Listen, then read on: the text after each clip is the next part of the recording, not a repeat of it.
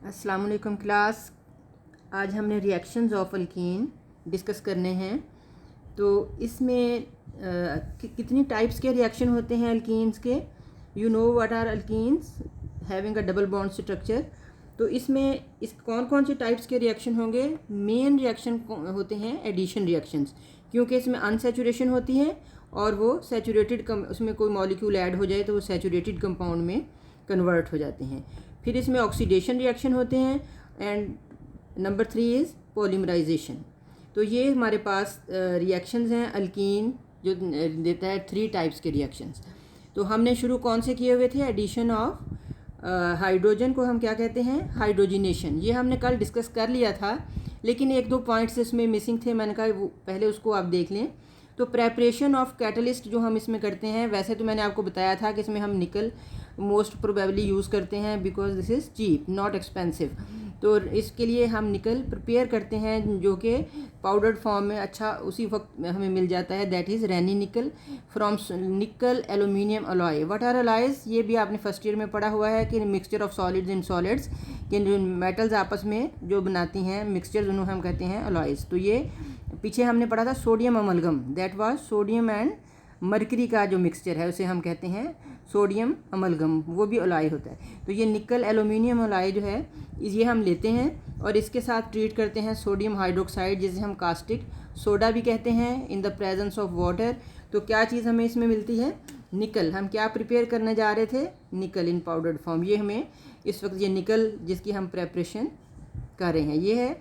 इसके बाद side products में क्या बनता है, सोडियम एलुमिनेट NaLO2 और निकल अलहदा हो गया, सोडियम एलुमिनियम, ये दोनों ऑक्सीजन्स मिलके सोडियम एलुमिनेट बन जाता है।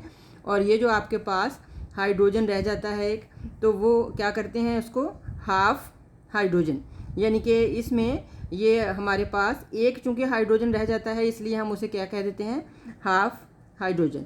तो अब हमारे पास इसकी क्या एप्लीकेशंस क्या हैं इस मेथड की। एक एप्लीकेशन तो हमने पहले भी डिस्कस की हुई है, वो क्या थी कि इसमें लेबॉर्ट्री में तो आपको पता है कि इसकी क्या अहमियत है कि इससे आप डिफरेंट कंपाउंड्स प्रिपेयर कर सकते हैं, यानी इसकी सिंथेटिक वैल्यू है कि इससे आप डिफरेंट कंपाउंड सिंथेसाइज कर सकते हैं, प्रिपेयर कर सकते हैं।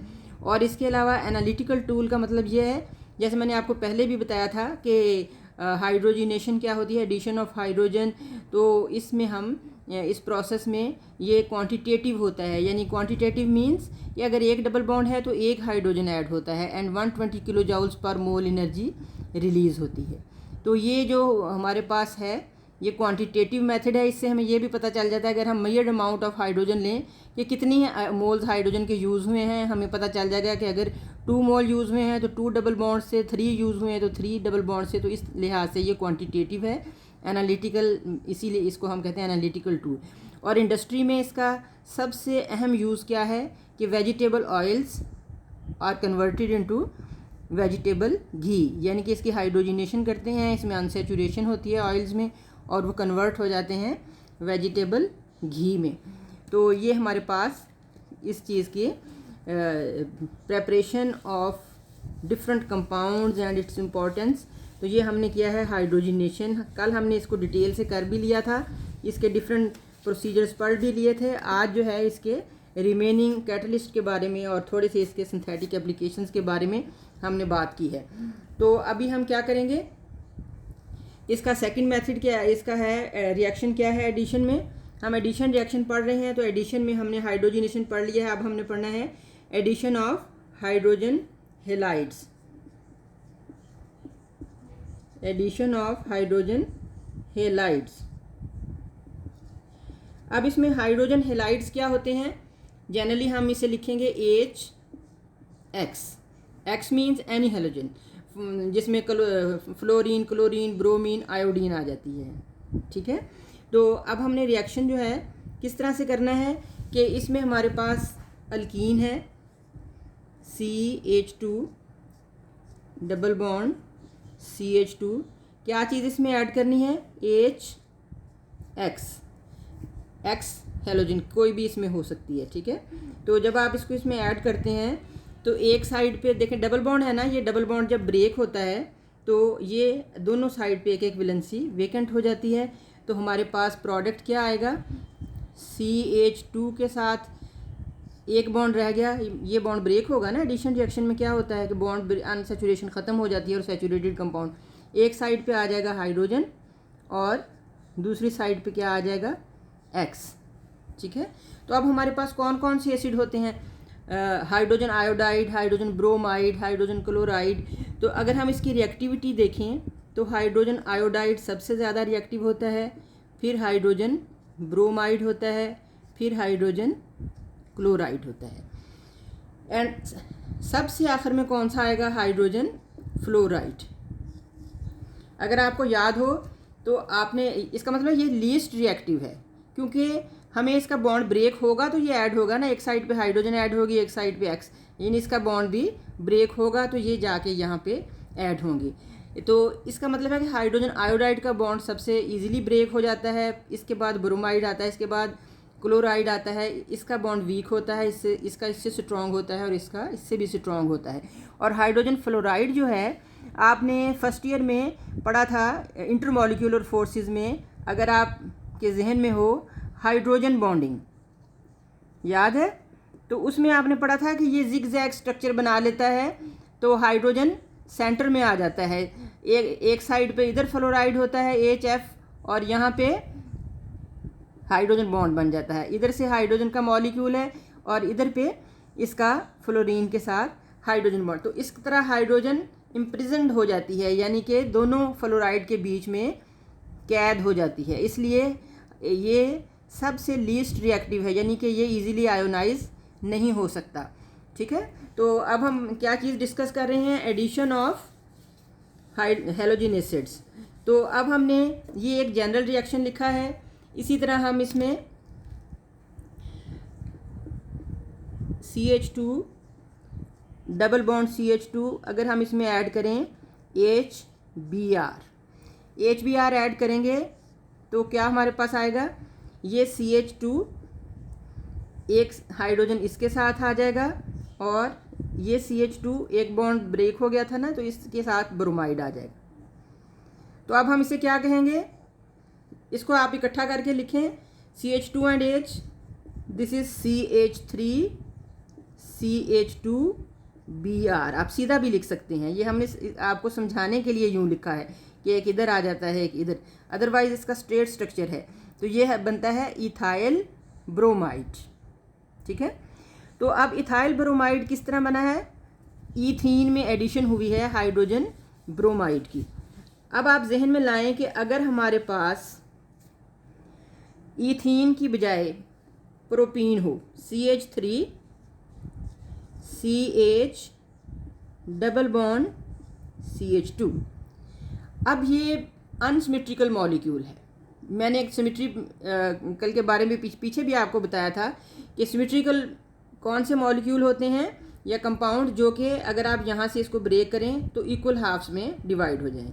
जैसे हमने अभी क्या लिखा था, CH2 डबल बॉन्ड CH2, अगर हम इसको यहाँ से करें तो ये दोनों इक्वल हो जाते हैं। ये हमने किस में पढ़ा था, symmetrical Kolbe's electrolytic method for the preparation of alkenes, right.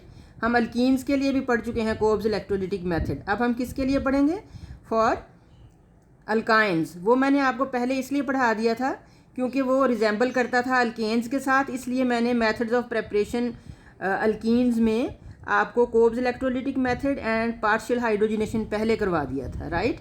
तो बाकी रिएक्शन जो उससे डिफरेंट थे, एलिमिनेशन, वो हमने कल किए थे।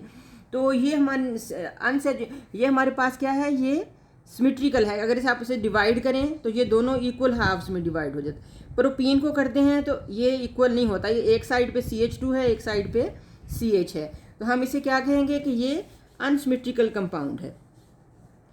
अब अगर आप इसमें ऐड करते हैं HBr, तो अब देखेंगे ये HBr, अब हमें ये देखना पड़ेगा कि हाइड्रोजन कहाँ ऐड होगा, और CH2 यहाँ है, यहाँ CH है, तो इधर हाइड्रोजन को ऐड करें या इधर हाइड्रोजन को ऐड करें। ठीक है, चलिए हम देखते हैं दोनों सूरतों में। नंबर 1 हम इस साइड पे हाइड्रोजन को ऐड करके देख लेते हैं, CH3, इस साइड पे हाइड्रोजन को ऐड कर लें, CH2 और यहाँ इस CH2 के साथ ब्रोमीन को कर दें, तो ये हमारे पास आ जाता है, क्या बनेगा, 1 2 3 कार्बन वाला कंपाउंड है प्रोपाइल ब्रोमाइड। अगर आप समझने की उस जिस तरह हमने पहले लिखा था उस तरह लिखना चाह रहे हैं तो इधर लिख लें, एक ही बात है, लेकिन ये स्ट्रेट चेन है। ये देखें लॉन्गेस्ट कॉन्टीन्यूस जिस तरह आप लेते हैं ना, तो ये हमने सिर्फ समझाने के लिए नीचे लिखा है, अदरवाइज हम इसे यहाँ लिख सकते हैं। तो इसे हम क्या कहेंगे, कंपाउंड को ये इधर से नंबरिंग, ये हमारा फंक्शनल ग्रुप है जिस कार्बन से अटैच है, यहाँ से नंबरिंग शुरू करेंगे 1 ब्रोमो प्रोपेन। तो ये हमारे पास बना 1 ब्रोमो प्रोपेन। अब अगर हम ऐसे करें कि ब्रोमाइड को इधर ऐड कर दें और हाइड्रोजन को इधर कर दें, तो हमारे पास आएगा CH3 CH Br यहाँ पे आ जाएगा, और यहाँ पे हमने हाइड्रोजन ऐड करना है तो ये CH3 आ जाएगा। अब भी हमारे पास स्ट्रेट चेन तो यही बनती है, तो नंबरिंग इधर से करें या इधर से करें, आपका ये सब्स्टिट्यूएंट ये है नंबर 2 पे आ रहा है। सब्स्टिट्यूएंट किसको कहते हैं, आप कोई भी हाइड्रोजन रिप्लेस करके जो भी ग्रुप या एटम लगाएंगे उसको हम सब्स्टिट्यूएंट कहते हैं। वो मिथाइल हो सकता है, इथाइल हो सकता है, ब्रोमाइड, क्लोराइड एट्सेट्रा। तो अब इसकी नंबरिंग करें, इधर से करें या इधर से, एक ही बात है, 1 2 3। तो ये क्या बना, ये बनता है 2 ब्रोमो प्रोपेन, 2 ब्रोमो प्रोपेन। इसका मतलब है कि दोनों सूरतों में हमारे पास डिफरेंट कंपाउंड आते हैं। अगर हम इधर ऐड करें हाइड्रोजन तो ये आता है, अगर हम इधर ऐड करें हाइड्रोजन तो ये वाला कंपाउंड आता है। तो ऐसे इसको हम फिर कैसे देखते हैं, ये तो हम थ्योरेटिकली कर रहे हैं, तो एक्सपेरिमेंटली परफॉर्म करके जब देखा गया है तो कंपाउंड जो है हमारे पास ये वाला नहीं बनता, 1 ब्रोमो प्रोपेन नहीं बनता, ठीक है। और हमारे पास कौन सा कंपाउंड बनता है, 2 ब्रोमो प्रोपेन, ठीक है। तो इसका मतलब ये हुआ कि जब हम इसकी एडिशन करते हैं तो किसी ना किसी रूल को फॉलो करेंगे।